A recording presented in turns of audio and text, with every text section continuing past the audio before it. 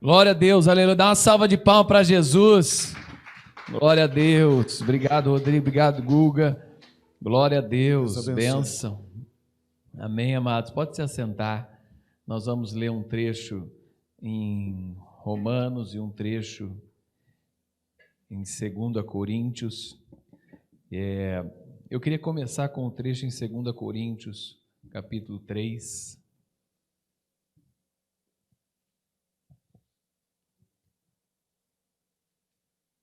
Depois a gente vai ler em Romanos 12, 2 Coríntios, capítulo 3.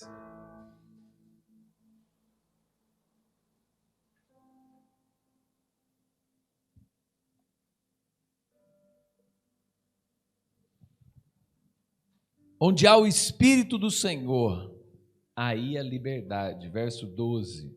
2 Coríntios, capítulo 3, verso 12. Encontrou, filha? Diz assim: tendo, pois, tal esperança, servimo-nos de muita ousadia no falar.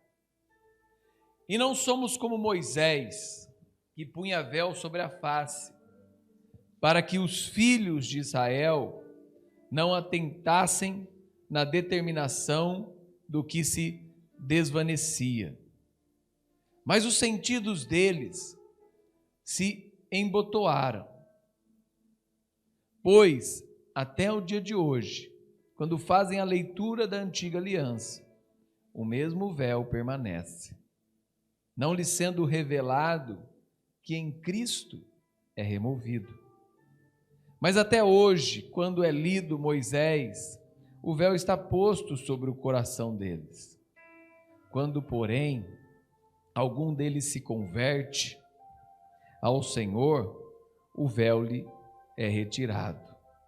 Ora, o Senhor é Espírito, e onde está o Espírito do Senhor, aí a liberdade.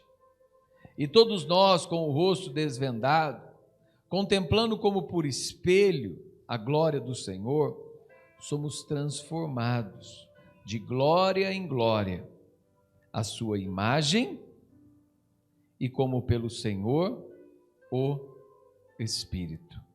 Feche seus olhos.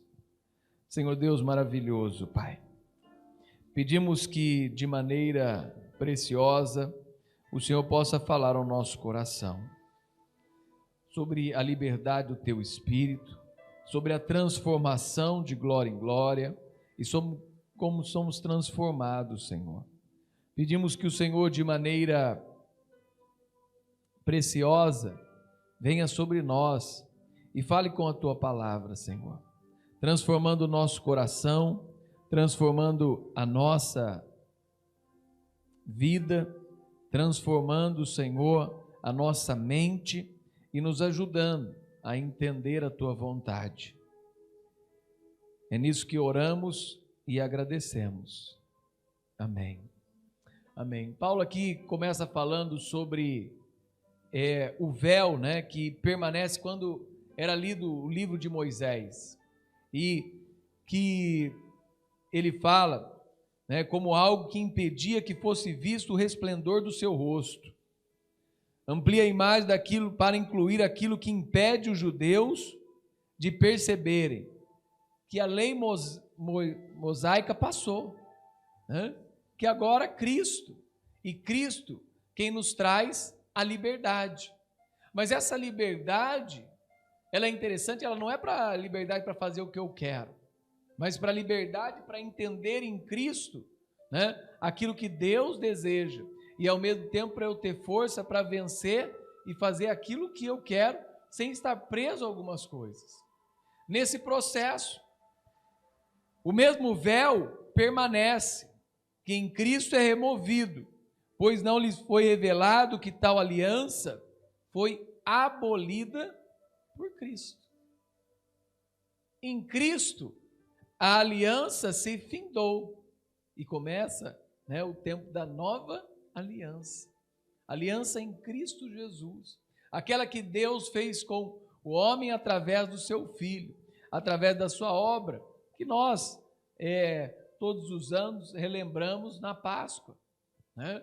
A aliança que Cristo fez, entregando a sua vida como um sacrifício santo, verdadeiro, real, imaculado, né? sem mácula e vivo, para morrer pelos nossos pecados. Morreu a nossa morte para que nós possamos ter vida, né? Então é uma nova aliança que Deus fez com o homem, mas que muitos não querem entender por causa da sua religiosidade. E não é só, nós podemos assim, não pensar só em Moisés, mas em muitas tradições que prendem pessoas. Muitas tradições que prendem pessoas à religião, né?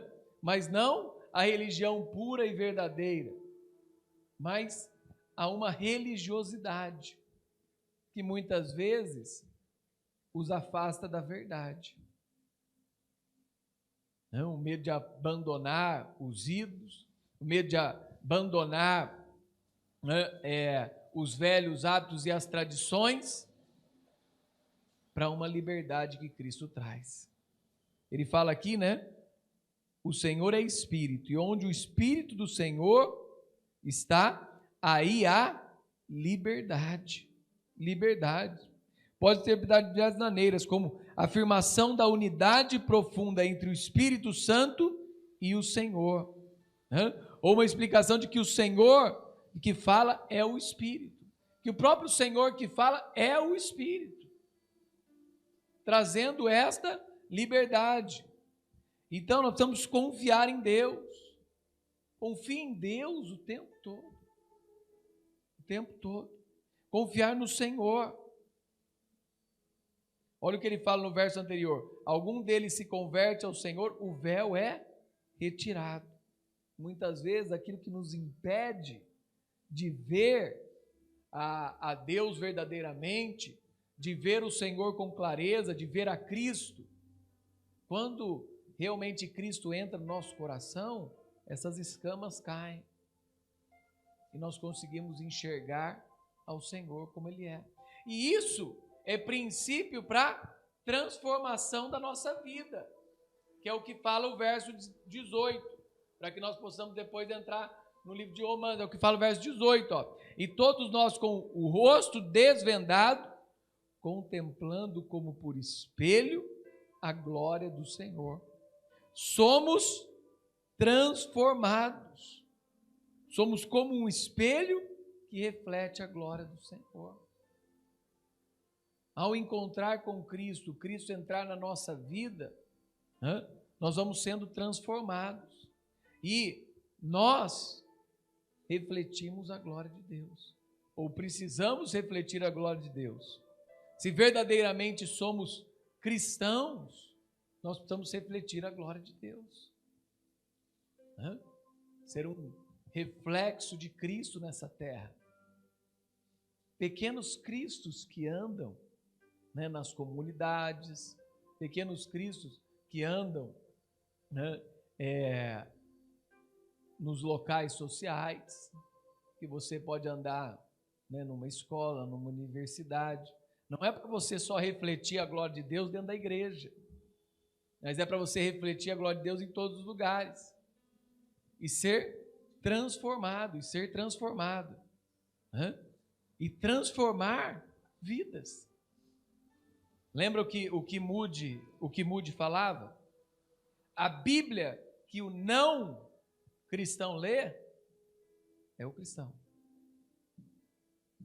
Muita gente vai encontrar com Cristo sem ter lido uma página da Bíblia. Tem muitas pessoas no mundo onde a igreja é perseguida que nunca leu a Bíblia, mas encontrou com Cristo. Por quê? Por causa de um cristão que refletia a glória de Deus naquele lugar. E eu desejo esse Deus que você adora. Eu quero esse Deus que você vive. Eu quero esse Deus que você reflete. Eu quero viver esse Deus que você está refletindo. A confiança em Deus requer que você coloque a sua agenda nas mãos de Deus, crendo que o tempo dele é perfeito para todas as coisas na sua vida. Confiar em Deus requer que você coloque Deus na sua agenda, sabendo que o tempo dele é perfeito para todas as coisas na sua vida. O tempo de Deus é perfeito. Pode não acontecer hoje o que eu desejo, pode acontecer daqui 10 anos o que eu quero. Foi o tempo de Deus na minha vida e foi perfeito. Em algumas coisas me livrou, em outras coisas me protegeu, em outras coisas livrou das minhas debilidades, das minhas escolhas erradas e do meu tempo. Mas Deus cumpriu no seu tempo perfeito. Confiar em Deus é colocar Deus na sua agenda. E saber que o tempo dele é perfeito para nós. Tem outros lugares também que não é nem lugares da igreja onde é perseguida, mas lugares aonde a igreja se esfriou, aonde pessoas não querem mais o contato com o evangelho, aonde pessoas não querem mais o contato com Deus, ou se decepcionaram, ou outras filosofias entraram. Isso já existia no tempo da igreja primitiva e existe hoje em muitas nações. Mas aí um cristão chega e um cristão começa a dar um exemplo diferente de vida. Um cristão começa a dar um exemplo diferente de como fazer as coisas em determinadas atitudes. Um cristão começa a dar um exemplo diferente de como alcançar o objetivo sem ter que pisar nas pessoas, sem ter que tirar as pessoas do seu caminho. Um cristão começa a dar exemplo de como ir crescendo na vida, sem fazendo escadas humanas. E as pessoas começam a perceber que essa pessoa é diferente. Começam a perceber as atitudes dessa vida diferente. Começam a entender que essa pessoa vive de forma diferente. Mas por que ele vive de forma diferente? E ele tem a oportunidade de falar: eu vivo de forma diferente porque eu temo a Deus. Eu vivo de forma diferente porque eu reflito a glória de Deus. Eu vivo de forma diferente porque eu vivo a imagem e semelhança de Jesus Cristo. Eu quero esse Jesus na minha vida. Eu quero esse Jesus na minha vida. E as pessoas, sem conhecerem a Bíblia, tem lugares no mundo que já foram berços do cristianismo, que já foram locais cristãos, que hoje não é porque está outra religião lá. Não tem outra religião, mas tem outras filosofias. Que as pessoas deixaram de ensinar os seus filhos o caminho de Deus. Que as pessoas deixaram de ensinar suas famílias sobre Deus. Que as pessoas deixaram de viver a fé. E aí Deus vai levando outros cristãos para este lugar. E vai trazendo o evangelho novamente. Porque alguém está refletindo a glória de Deus. E ao refletir a glória de Deus, nós somos transformados. Porque nós vamos observando, contemplando por espelho, pela ação do Senhor que dá através do Espírito Santo. Através do Espírito Santo. De glória em glória, em sua própria imagem, como pelo Senhor, o Espírito. O Espírito. E muitas vezes isso é uma jornada de fé. Isso é uma jornada de vida, sabe? Conhecendo a Bíblia, conhecendo o caminho do Senhor, conhecendo em oração. E muitas vezes, essas pessoas que estão refletindo a glória de Deus, estão sozinhas. Os cristãos que elas terão ao seu lado, vão ser cristãos novos. Vão ser cristãos que vão se converter. Vão ser cristãos que vão saber o caminho da fé através dessa pessoa, através dessa vida. Por isso que muitas vezes temos que orar pelos missionários. Eles muitas vezes não têm uma igreja para frequentar toda semana, se alimentar. Eles têm um caminho difícil, de duros anos, muitas vezes sem nenhum cristão para ter comunhão. Até que começa a chegar e nascer os primeiros cristãos naquele lugar. Até que começa a chegar e nascer os primeiros cristãos lá onde eles estão. É interessante. A salvação não é uma recompensa para o justo, mas uma dádiva para o culpado. Muitas pessoas culpadas recebem uma dádiva, que é um presente de Deus. Porque a salvação não é por aquilo que eu faço, mas é por aquilo que Cristo fez em mim, sendo eu pecador. Sendo eu um pecador. Eu não mereço a salvação mais do que ninguém. Eu sou um culpado. Que Cristo derramou dádiva sobre a minha vida. Que Cristo derramou dádiva sobre o meu coração. E eu sou chamado a ser transformado por Deus.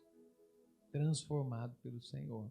Lá em Romanos 12:1 fala assim, rogo-vos, pois, irmãos, pelas misericórdias de Deus. Nós falamos um pouquinho na reunião de oração nessa sexta-feira, né? Pelas misericórdias de Deus. A miséria do coração, misericórdia vem de miséria e cardia, de coração. A miséria do coração. Rogo-vos pela compaixão de Deus, que apresenteis o vosso corpo por sacrifício vivo, né? Em contraste com que ofertas de animais mortos, que era no culto judaico, naquela antiga lei. Agora, né? Rogo-vos pela misericórdia de Deus, que apresenteis o vosso corpo como sacrifício vivo. Deus espera, né, o nosso sacrifício vivo. Não é sacrifício para a salvação, mas como oferta da nossa vida, para vivermos para Deus. O que eu tenho feito para Deus, o que eu tenho vivido para Deus, o que eu tenho servido a Deus, como um sacrifício vivo, santo, né? Santo e agradável. Agradável, que é o nosso culto racional. O nosso culto racional é algo que eu posso conhecer, que eu posso experimentar. Sempre quando fala de racional, de razão, é algo que vem do conhecimento e da experiência. E ele está falando aqui que o nosso culto, né, ele deve ser algo racional.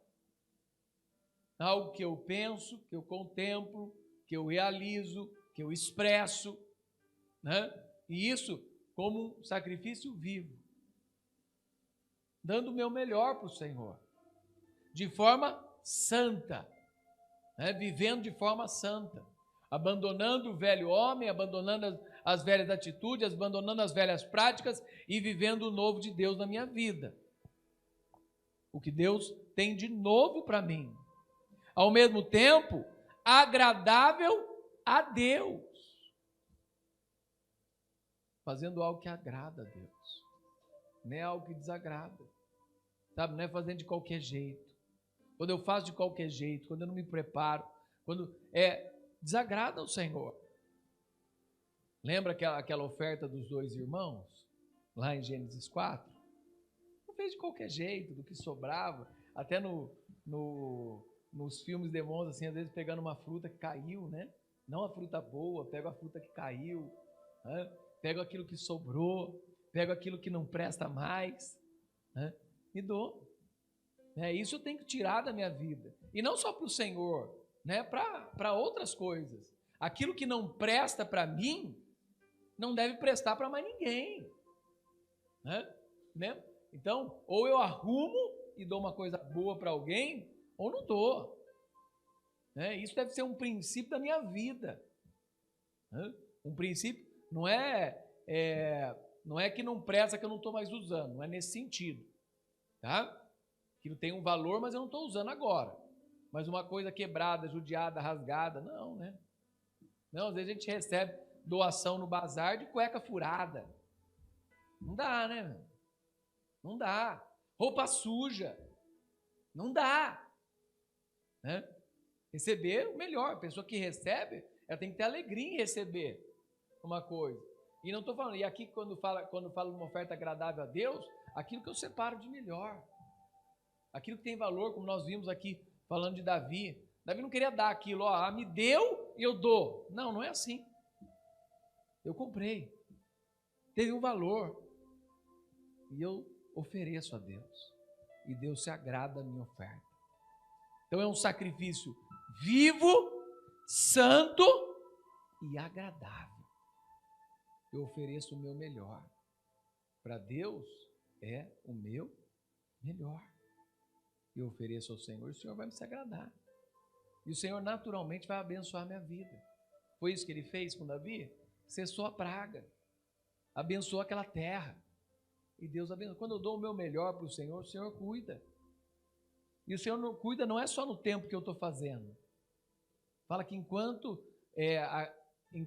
nós dormimos, o Senhor dá àqueles que o amam. O Senhor dá. E o Senhor trabalha dia e noite. Sabe? Quando você está sonhando lá com aquela coisa, Deus já está preparando. Deus já está cuidando. Deus está abrindo portas. Deus está abençoando. Deus está se alegrando, né, com a sua oferta, com o seu sacrifício e com a sua vida. E não vos conformeis com este século, mas transformai-vos pela renovação da vossa mente. Aqui está uma coisa que a primeira parte parece que não é muito difícil de fazer. Não vos conformar com esse século. Está terrível o mundo, né? Está difícil. Para quem conhece a palavra, para quem conhece a Deus, né? Não está difícil não se conformar. Mas muitas vezes a segunda parte é um pouquinho difícil. Porque a segunda parte vai de não aceitar. Às vezes eu não me conformo. Às vezes eu não quero. Às vezes eu não acho legal. Mas quando todo mundo está fazendo, eu acho que é bacana fazer. E não é bem assim que é a vida, né? Eu preciso, quando ele fala aqui, não vos conformeis, mas transformai-vos, aí eu preciso ter uma posição. Ter uma posição de transformar a minha mente. Transformar a minha mente por pensamentos que agradam a Deus. Transformar a minha mente pela palavra de Deus. Transformar a minha mente por atitudes santas. Transformar a minha mente por não abrir brechas na minha vida. Transformar a minha mente, né, por ter conversas espirituais. Transformar a minha mente pela oração. Transformar a minha mente pelo testemunho e comunhão com os irmãos. Transformar a minha mente com uma vida saudável. Transformar a minha mente com mudança de atitude. Não só do que eu fazia, mas do que eu vejo, né? Do que eu convivo, né? Do que eu preciso. Né? Ontem mesmo eu falava para alguns adolescentes no acampamento jovens, eu falava, tem alguns momentos que você precisa ver. Você precisa ver 3 coisas na sua vida. Né? Você precisa ver o que você está vendo e está te influenciando. Você precisa ver com quem você está andando e o que está te influenciando. E você precisa ver os seus hábitos que estão te influenciando. Você precisa ver algumas coisas para ter uma mudança e ter uma transformação. Às vezes, você consegue realizar uma mudança sozinho. Mas às vezes não consegue, né, pastor Rogério, mudar sozinho. Então você precisa ver alguns lugares que estão te atrapalhando. Esse lugar aqui não está me ajudando em nada, então eu preciso dar um tempinho nesse lugar. Ou dar um tempo eterno, né? Dar um tempo eterno. Tem coisa que precisa dar um tempo eterno na minha vida. Né? Dar um tempo eterno na minha vida que não precisa, não me acrescenta em nada, não me ajuda em nada. Né? Ver alguns hábitos. Né? Esse hábito aqui não está saudável. Mas é gostoso, né? É bom, mas não está saudável. E eu estou conseguindo pensar em mudança. Só que se eu continuar praticando esse hábito, a mudança não vai vir.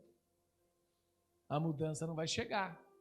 Então eu preciso muitas vezes pensar em lugares, pensar em hábitos, e pensar em atitudes minhas próprias. Ah, mas às vezes eu estou vencendo na atitude. Mas quando eu chego num lugar, aí eu não consigo vencer essa atitude. Ah, mas quando acontece em tal momento, eu também não consigo. Então eu preciso, né, primeiro vencer os meus pensamentos. Eu preciso verificar aquilo que precisa de mudança. Então eu verifico aqui e tento encontrar o gatilho, aquilo que está causando algo que precisa ser mudado. Eu encontro. Tem muita gente, muitas pessoas tentam colocar o remendo, mas não arrumam a causa, né? E muitas vezes, para algumas mudanças da nossa vida, a gente precisa encontrar o gatilho que está levando aquele problema. Então eu encontro isso. Ao encontrar isso, eu preciso estabelecer uma mudança e conserto. Mas aquilo que eu falei, às vezes a gente não consegue sozinho. A gente precisa também sair de alguns lugares, se afastar de algumas amizades, né, se separar de algumas coisas para conseguir vencer. E em algumas coisas já não são mais os pensamentos, são os hábitos. Eu preciso mudar alguns hábitos. Então, eu tenho pensamento de mudança. Toda segunda-feira eu quero começar um regime. Só que toda segunda-feira eu vou em tal padaria, eu vou em tal restaurante, na terça-feira eu vou em tal lugar, Não adianta, é difícil daí. Né? Aí mata o regime. Né? Ontem minha esposa queria comer um chocolate só 70% cacau. Eu comprei um 70%, comprei um ao leite e um outro. Ela comeu um pedaço ao leite também, matei a... Né? Ela comeu 70 cacau, mas não era para ela. O ao leite era para mim e para os filhos, né? Porque para mim e para os filhos, porque era doce, a fruta era outra. O negócio de cacau é fruta, é outra coisa, né? Mas eu queria, estou brincando, mas é uma coisa, não ajuda, né? Não ajuda. Você põe um ao leite do lado de um 70% cacau, vai querer experimentar o ao leite, né? Então não ajuda. Mas é só entender esse contexto, pessoal. Não vos conformeis com esse século. Parece que para muitos cristãos está fácil, né? Parece. Tem alguns que querem as duas coisas, né? Eu quero viver uma vida santa e uma vida no mundo. Não dá. Né? Não dá para servir a dois senhores. Mas pelo entendimento do cristão hoje, me parece que não tá difícil não se conformar com esse mundo. Mas, ao olhar para muitos cristãos, parece que está difícil transformar a sua mente. Né? Ao mesmo tempo que ele não se conforma, mas convive com algumas coisas e realiza algumas práticas que precisam ser transformadas. Então aqui a grande dificuldade, parece, nos nossos tempos atuais, seria a segunda parte: transformai-vos pela renovação da vossa mente, para que experimenteis, né? Experimenteis a boa, agradável e perfeita vontade de Deus. Em outra tradução, a vontade de Deus, isto é, o que é bom, o que é agradável e o que é perfeito. A vontade de Deus é aquilo que é bom, aquilo que é agradável e aquilo que é perfeito. Essa é a vontade de Deus. Deus não quer aquilo que é mais ou menos para você. Deus quer aquilo que é bom. Deus não quer aquilo que é desagradável. Desagradável. Vou ficar tomando aqueles sucos detox o resto da vida. Não é. Alguns momentos a gente pode precisar, mas o ideal é uma coisa gostosa, né? Um suco delicioso, uma vitamina, não isso, né? Mas e também aquilo que é perfeito, perfeito para a nossa vida.